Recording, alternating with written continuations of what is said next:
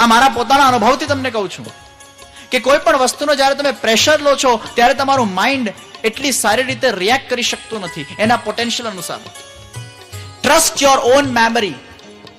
આપણા બધાના અંદર એ તાકાત છે કે આપણે દરેક વસ્તુને પામી શકીએ છીએ. Nothing is impossible. 3 વસ્તુને જો પ્રત્યેક યુવાન પોતાના મનના અંદર જાગૃત કરીને રાખે ને કે આ દુનિયાના અંદર અશક્ય કંઈ જ નથી.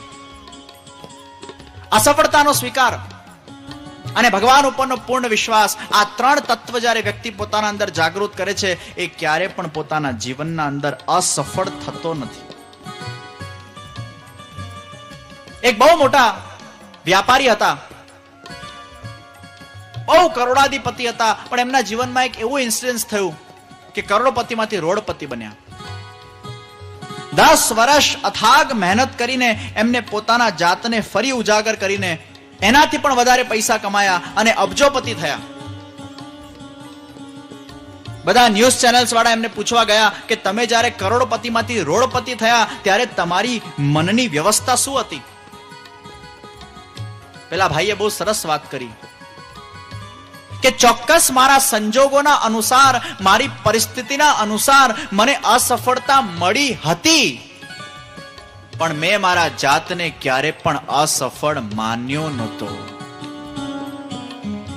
જીવનમાં સંજોગોના અનુસાર, પરિસ્થિતિના અનુસાર અસફળતા મળે એ વસ્તુ અલગ છે, પણ પોતાના જાતને અસફળ માનવું એ નકારાત્મકતા છે.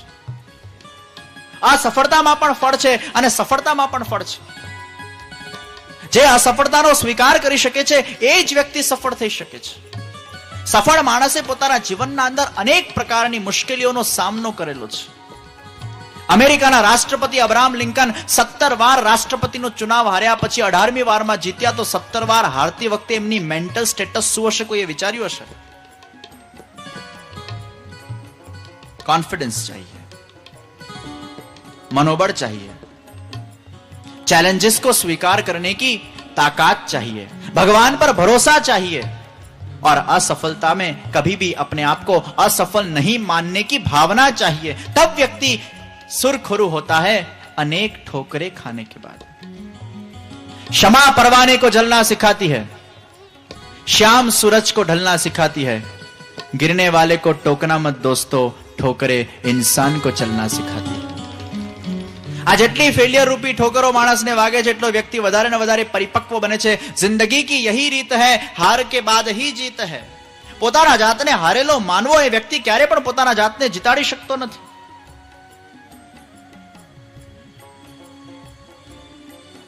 જીવન પણ એક પરીક્ષા છે અને આ પરીક્ષાના અંદર આત્મવિશ્વાસ એ ભગવાનના વિશ્વાસ પરથી પ્રગટ થાય છે.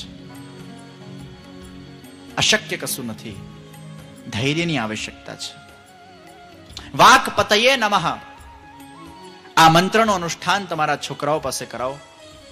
ઘણી બધી જગ્યાએ શિબિરોમાં મંત્ર આપ્યા અને પોતાના જીવનના અંદર, પોતાના પર્સન્ટેજીસના અંદર ઘણા બધા ફરક આજના યુવાનોએ એમાં મહેસૂસ કર્યા છે. શ્રી મહાપ્રભુજીનું પૃથ્વી પરિભ્રમણ આરંભ થયું છે. એકવાર શ્રી વલ્લભાચાર્યજી મહાપ્રભુજી એ ઝારખંડમાં બિરાજમાન હતા. ત્યાં શ્રીનાથજી બાબાએ પ્રગટ થઈને શ્રી મહાપ્રભુજીને આજ્ઞા કરી કે અમે વ્રજમાં પ્રગટ થઈ ચૂક્યા છે, અમારા મુખારવિંદના દર્શન બધાએ ત્યાં કરી લીધા છે. હે વલ્લભ પ્રભુ, આપ જલ્દી વ્રજમાં પધારો અને સંપૂર્ણ રીતથી અમને પ્રગટ કરો. અમારા દર્શન કરવા માટે ત્યાંના વ્રજવાસીઓ હવે બહુ જ ઉત્સુક થઈ ગયા છે. ઝારખંડના વનમાં જ્યાં શ્રી મહાપ્રભુજીને આજ્ઞા થઈ છે ત્યાં શ્રી મહાપ્રભુજીએ પોતાની દક્ષિણની યાત્રાને પડતી મૂકીને સીધા પધાર્યા છે વ્રજ તરફ. 6 મહિનાની લાંબી યાત્રા પછી શ્રી મહાપ્રભુજીએ વ્રજમાં પધાર્યા છે. પહેલાના જમાનામાં કઈ ફ્લાઇટો હતી નહીં, ટ્રેનો હતી નહીં, કેટલી વાર લાગે ને. 6 મહિનાની લાંબી યાત્રા પછી શ્રી મહાપ્રભુજી વ્રજમાં પધાર્યા અને જ્યાં વ્રજમાં પધાર્યા, મથુરા પધાર્યા, ત્યાં તો બધા જ વ્રજવાસીઓ આવીને શ્રી મહાપ્રભુજીના સામે કહેવા લાગ્યા, હે વલ્લભ પ્રભુ, હે ગુરુવર્ય, આ મથુરાના અંદર તો એક બહુ મોટી ઘટના ઘટિત થઈ છે. મહાપ્રભુજી પૂછ્યું, શું થઈ છે? અમારા વિશ્રામ ઘાટ ઉપર કોઈક મૌલવીએ એવો યંત્ર લગાડ્યો છે કે જે પણ અમે બધા આ યંત્રના નીચેથી સ્નાન કરવા જઈએ છીએ, અમારા બધાની ચોટલીઓ ગાયબ થઈ જાય છે, દાઢી આવી જાય છે. અમારું ધર્મ ભ્રષ્ટ થઈ રહ્યું છે. આપ આનો કોઈ જલ્દી ઉપાય લાવો. ત્યારે શ્રી મહાપ્રભુજી એક બીજો યંત્ર તૈયાર કર્યો અને મહાપ્રભુજી આજ્ઞા કરી કે આ યંત્રને જોનપુરની જામા મસ્જિદમાં લગાડો. જ્યાં એ યંત્ર જોનપુરની જામા મસ્જિદમાં લાગ્યો, બધા લોકો ત્યાંથી નમાઝ પડવા જ્યારે જતા ત્યારે બધાની દાઢી ગુલ ને ચોટલી આવી જાય. આખા મુસ્લિમ સમાજના અંદર હાહાકાર થઈ ગયો. બધાનું ધર્મ ભ્રષ્ટ થઈ રહ્યું છે. વાત વહેતી વહેતી રાજા સુધી પહોંચી. રાજા પણ ખૂબ અકળાયો છે કે આ યંત્ર અહીંયા મૂક્યો કોણે. રાજા પોતાના સેવકો સાથે શ્રી મહાપ્રભુજીને મળવા આવ્યો છે. મહાપ્રભુજીના એ વખતના સ્વરૂપને જોઈને રાજા એટલો પ્રભાવિત થયો છે કે સૌથી પહેલા આવીને દંડવત કરીને શ્રી મહાપ્રભુજીને પૂછે છે, હે વલ્લભ પ્રભુ, આપે જે અમારા આ જોનપુરની જામા મસ્જિદમાં જે યંત્ર લગાડ્યો છે એને આપ કઢાવશો તો સારું, અમારું ધર્મ ભ્રષ્ટ થાય છે. ત્યારે મહાપ્રભુજી કહે છે કે તમારા મૌલવીએ અમારા વિશ્રામ ઘાટ પર જે યંત્ર લગાડ્યું છે, પહેલા તમે આ મૌલવીને સજા કરો. એને અમારા ધર્મ ભ્રષ્ટ કર્યા છે. બાદશાહ ક્રોધે ચડ્યો છે, એને મૌલવીને સજા કરી છે. એ વખતે મહાપ્રભુજીના સત્સંગથી એટલો પ્રભાવિત થયો છે કે એમની શરણાગતિને સ્વીકાર કરતા એમને વિનંતી કરી છે કે હે ગુરુવર્ય, મારી એવી ભાવના છે કે આપનો કોઈ સુંદર ચિત્ર તૈયાર કરવામાં આવે. શ્રી મહાપ્રભુજીએ બાદશાહની વિનંતીને માન્ય કરી. તાત્કાલિક ચિત્રકાર બોલાવવામાં આવ્યો છે. બાદશાહે મહાપ્રભુજીને કીધું છે કે મારે આપનું ચિત્ર મારા દરબારમાં લગાડવું છે, તાકી મારા પણ જે વંશજો થાય એમને ધ્યાનમાં આવે કે આવા કોઈ સારા હિન્દુ સંતને હું મળ્યો હતો કે જેમનાથી હું આટલો પ્રભાવિત થયો.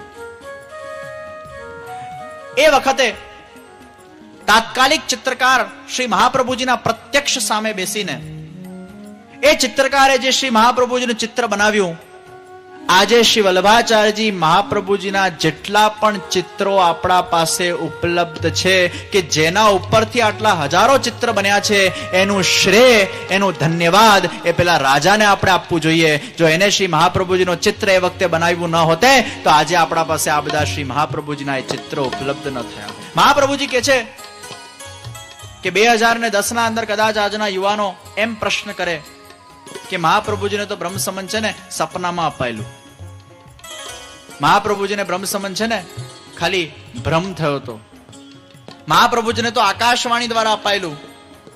ત્યારે મહાપ્રભુજી એની સ્પષ્ટતા કરે છે, આવું કઈ થયું નથી. સાક્ષાત ભગવતા પ્રોક્તમ તદ અક્ષરશઃ ઉચ્ચતે. ભગવાન દ્વારા પ્રગટ થઈને અક્ષરે અક્ષર જે ભગવાને કયા છે એનું નિરૂપણ આ બ્રહ્મ સંબંધ મંત્રમાં મેં કર્યું છે. એમાં મારા તરફથી કોઈ પણ પ્રકારનો એડિશન કે સબસ્ટ્રેક્શન મેં પોતે એમાં કર્યું નથી. જ્યાં શ્રીનાથજી બાબા એ સ્વાનુભવ અવસ્થામાં પ્રગટ થયા છે, ત્યાં શ્રી મહાપ્રભુજીએ શ્રીનાથજીને 360 તારવાળું એ સૂતરનું પવિત્રું ધર્યું છે. મધુરાષ્ટકમ દ્વારા સ્તુતિ કરી છે અને મધુરેશને એ મિશ્રી ભોગ ધર્યો છે.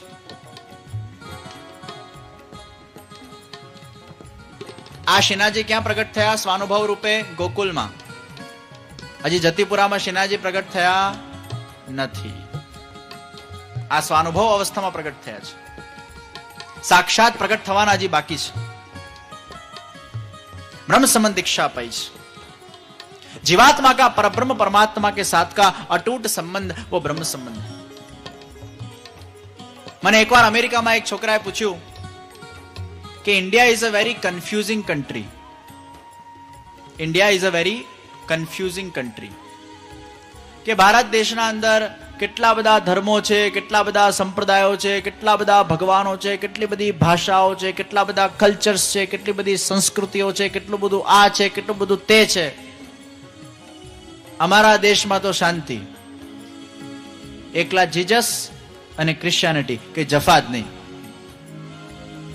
અહીં ભારતમાં આવી એટલે બધા કન્ફ્યુઝન્સ ખ્યાલ આવે ને।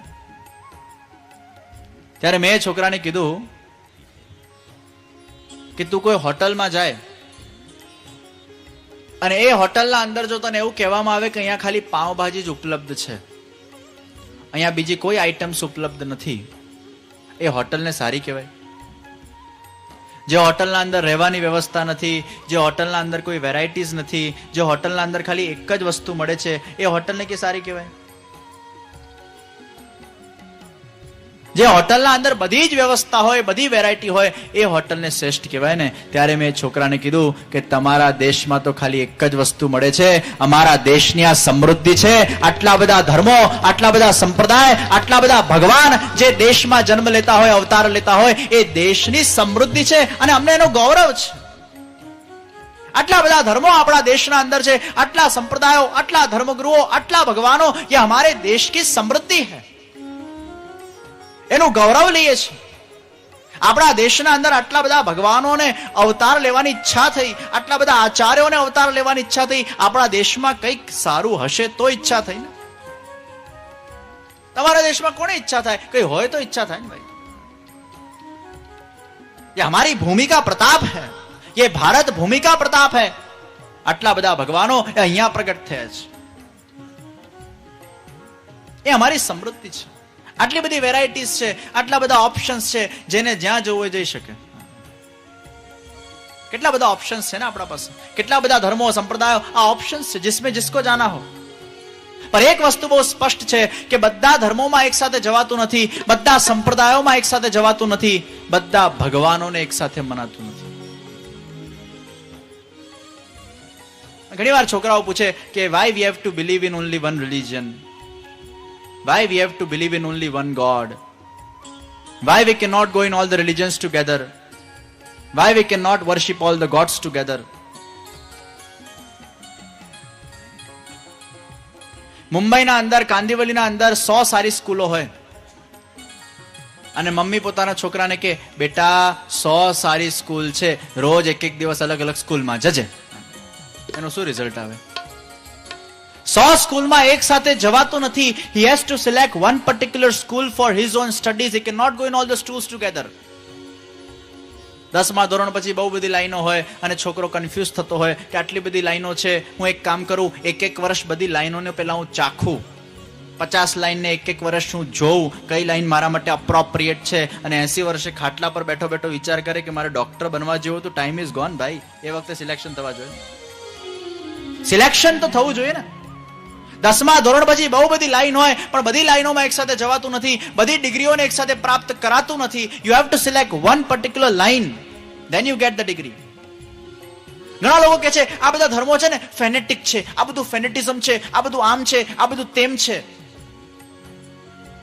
એકને માનીને બીજાને આદર આપવું એ ફેનેટિઝમ નથી.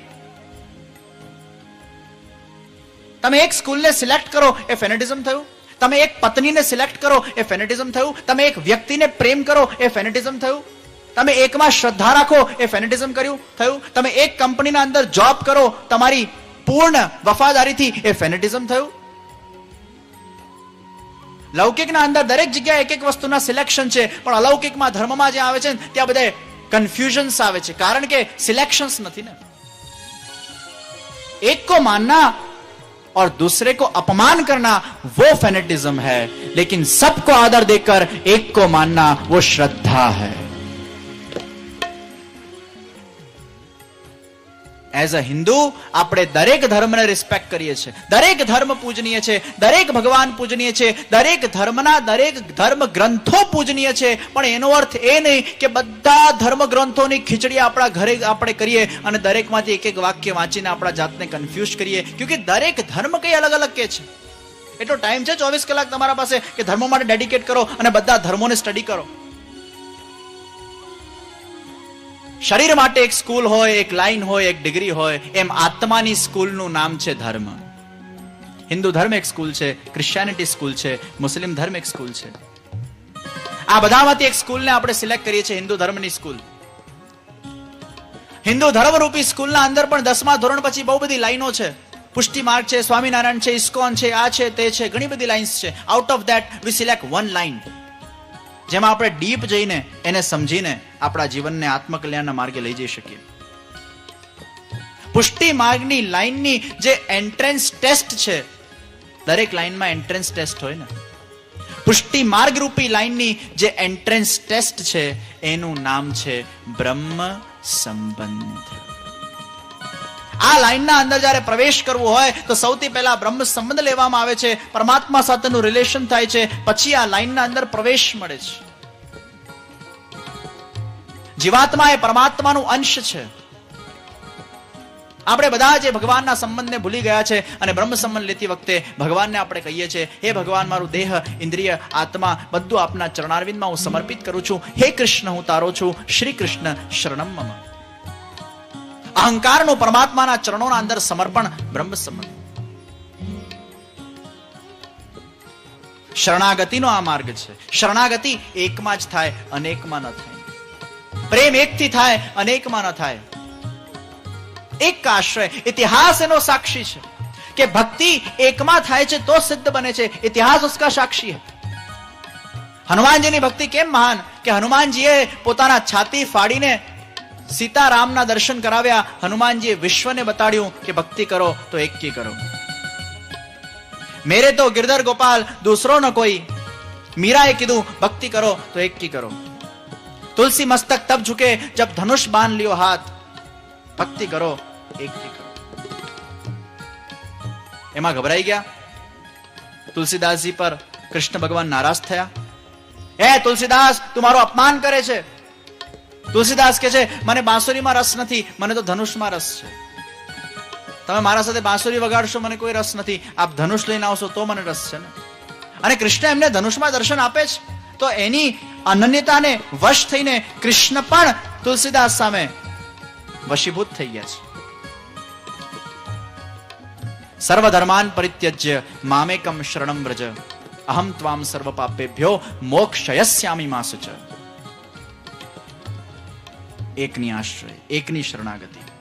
આદર સબકો દો, પ્રેમ એક કો કરો. બ્રહ્મ સંબંધ એટલે ભગવાનના દાસ બનવું. આ જગત છે ને એ ભગવાનનું ઘર છે. ભગવાનના ઘરના અંદર યા તો મહેમાન બનીને રહેવાય યા તો દાસ બનીને રહેવાય. ભગવાનના મહેમાન બનીને રહેવું એટલે જ્ઞાન માર્ગ અને ભગવાનના દાસ બનીને રહેવું એટલે ભક્તિ માર્ગ. તમે કોઈના ઘરે જાઓ યા તો મહેમાન બનીને જાઓ યા દાસ બનીને જાઓ ને. મહેમાન બનીને જશો તો પણ તમારે ઘરના અંદર બધું ચલાવવું પડશે અને દાસ બનીને જશો તો પણ ચલાવવાનું છે. એક્સેપ્ટન્સ તો બંને જગ્યાએ છે.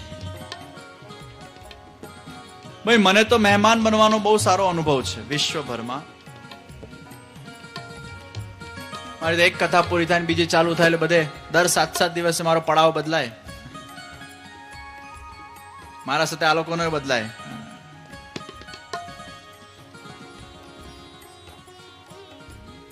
દરેક જગ્યાએ એટલી સરસ વ્યવસ્થા હોય, એટલા પ્રેમથી બધા સાચવતા હોય. મને મહેમાન બનવાનો બહુ સારો અનુભવ છે. તમને પણ હશે, ખબર નહીં હોય પણ ન પણ હોય. કોઈ જગ્યાએ તમે મહેમાન બનીને ગયા અને પહેલા દિવસે ટેબલ પર કારેલાનું શાક આવે અને તમને કારેલા ભાવતા જ ના હોય અને તમે ખાઓ. પાછા જેના ઘરે ગયા હોય તમને પૂછે કારેલા કેવા લાગ્યા? તમે કહો બહુ સારા. કારેલા હેલ્થ માટે કેટલા સારા. તમારી પત્ની તમને કહે કે ભાઈ ઘરે તો કોઈ દિવસ કારેલાનું નામ પણ લેતા નથી. શું મારા હાથના કારેલા સારા નથી બનતા? મારામાં કોઈ ખામી છે, દોષ છે? અરે ડોબી, ચૂપ રે. કારેલા મને જરાય ભાવતા નથી, પણ આ તો જેના ઘરે આવ્યા છે ને સારું લગાડવું પડે ને. અરે 7 દિવસ માટે કોઈના ઘરે આવ્યા છે, અરે ચલાવી લે ને. 7 दिन के लिए किसी के घर में गए हैं, अरे चला लो. આ જગત પણ ભગવાનનું ઘર છે અને આ ભગવાનના ઘરમાં 80 વર્ષ માટે આવ્યા છો, ચલાવી લો ને. જે સ્થિતિમાં ભગવાન રાખે. 80 साल के लिए भगवान के मेहमान बन के आएंगे तो भी चलाना है, तो भी स्वीकार करना है. અને ભગવાન કે દાસ બન કે आओगे तो भी स्वीकार करना है. મહેમાન બનશું તો પણ ચલાવવાનું છે, દાસ બનશું તો પણ ચલાવવાનું છે. આ બંને કન્ડિશન્સમાં સિચ્યુએશનને તો સ્વીકારવાની જ છે. જ્ઞાન માર્ગ એ ભગવાનના મહેમાન બનવું, ભક્તિ માર્ગ ભગવાનના દાસ બનવું. પરમાત્મા જો સ્થિતિ में रखे उसको चलाओ. આ જીવન કાઢવાનું જ છે ને. આ જ ફરક છે દાસમાં. દાસ એ સહે છે, પણ જે ભગવાનનો ખાસ હોય ને એ માંગે છે. જે પોતાના જાતને માને ને હું ખાસ છું એ માંગે, કેમ કે એને ભગવાનથી કે એક્સપેક્ટેશન છે. કેમ કે ખાસ એટલા માટે જ બન્યો છે કે મને કંઈક આમાંથી જોઈએ છે. જે દાસ હોય ને એ સહે છે, જેના અંદર સહન શક્તિ છે. આ અહંકાર એટલે આય. જ્યારે એકલો આય છે, આ આય સાથે એની ઈચ્છા છે, એની એક્સપેક્ટેશન છે. એની એક્સપેક્ટેશન પૂરી થઈ તો સુખ, અને એક્સપેક્ટેશન પૂરી નહીં થઈ તો દુઃખ. પણ આ આય જ્યારે સરેન્ડર થાય છે, બ્રહ્મ સંબંધ લે છે, દાસ બને છે, ત્યારે આ આયના કેન્દ્ર બિંદુમાં ભગવાન આવે છે. મારી ઈચ્છા પૂરી થઈ તો ભગવાનની કૃપા, અને મારી ઈચ્છા પૂરી નહીં થઈ તો ભગવાનની ઈચ્છા. જ્યાં ભગવાન કેન્દ્ર બિંદુમાં આવી જાય છે, ત્યાં બંને નેગેટિવ પોઝિટિવ સિચ્યુએશનને સ્વીકાર કરવાની એક ભાવના દ્રઢ થાય છે કે મારું જે પણ થઈ રહ્યું છે એમાં ક્યાંક ને ક્યાંક સારું છે. પૂર્ણ શ્રદ્ધા હૈ કે ભગવાનના હું શરણે ગયો છું ને એટલે મારે નિશ્ચિંત થઈ જવાનું છે. શરણાગતિમાં નિશ્ચિંતતા આવી જોઈએ. ચિંતા આવી એ શરણાગતિ નથી. પણ શરણાગતિ કર્યા પછી ભગવાનનું ચિંતન કરવું એ શરણાગતિ છે. શરણાગતિ કર્યા પછી ચિંતા કરવી એ શરણાગતિ નથી. પ્રેમ કર્યા પછી ડાઉટ કરવો એ પ્રેમ નથી. પ્રેમમાં ડૂબી જવું એ પ્રેમ છે. શરણે જઈને પરમાત્માના થઈ જવું એ પ્રેમ છે. પૂર્ણ શ્રદ્ધા. એકવાર એક દરિયામાં નવા પતિ પત્ની પરણીને ગયા હતા, અને જહાજના અંદર બીજા ઘણા બધા લોકો હતા. આ નવા પરણેલા પતિ પત્ની જહાજમાં ગયા, અને અચાનક દરિયામાં સુનામી આવી. આમ તેમ જહાજ ડોલવા લાગ્યો. બધા લોકો આમ તેમ દોડવા લાગ્યા, પોતાના જાતને બચાવવા લાગ્યા. શું થશે, શું થશે, શું થશે, શું થશે? પણ આજે નવો પરણેલો પતિ હતો ને એ બહુ રિલેક્સ હતો. એને કોઈ ચિંતા જ નથી, કોઈ ટેન્શન જ નથી, રિલેક્સ. બધા લોકો આમ તેમ દોડા કરતા હતા. એટલે પેલી પત્નીને થયું આ મારો પતિ કેવો શાંત બેઠો છે, એને કી ખબર પડે છે આપણે ડૂબી જવાના છે? અરે સાંભળો છો, તમને ખબર છે આપણે આ મોજામાં ડૂબી જઈશું? રિલેક્સ. બધા લોકો આટા ફેરા કરી રહ્યા છે. આ પત્નીને ટેન્શન તો આખો શું કરતા કેમ નથી, કરે શું પેલો? દુનિયામાં અમુક પરિસ્થિતિઓમાં પત્નીઓ છંછેડતી હોય પતિને, કરો ને કરો ને કરો ને. હું કશું કરતા નથી, આમ છો ને તેમ છો ને, બેઠા રહો છો ને. એટલે હું બેઠા રહું છું, આમાં કરે શું? એ આટા ફેરા કરવાથી કે મોજા રોકાઈ જવાના? તમે સાંભળો છો આપણે મરી જઈશું, કઈ સાંભળતા કેમ નથી? પેલો રિલેક્સ. કોઈ એક્સપ્રેશન નહીં, કોઈ કમેન્ટ નહીં, કઈ બોલવાનું નહીં, રિલેક્સ. ત્રીજી વાર પેલી જોરથી કે છે, હવે પતિને ગુસ્સો આવ્યો કે આ તો બહુ થયું. કઈ બોલ્યો નથી, લાકડું લીધું અને જોરથી પત્નીને મારવા ગયો. પત્ની રિલેક્સ.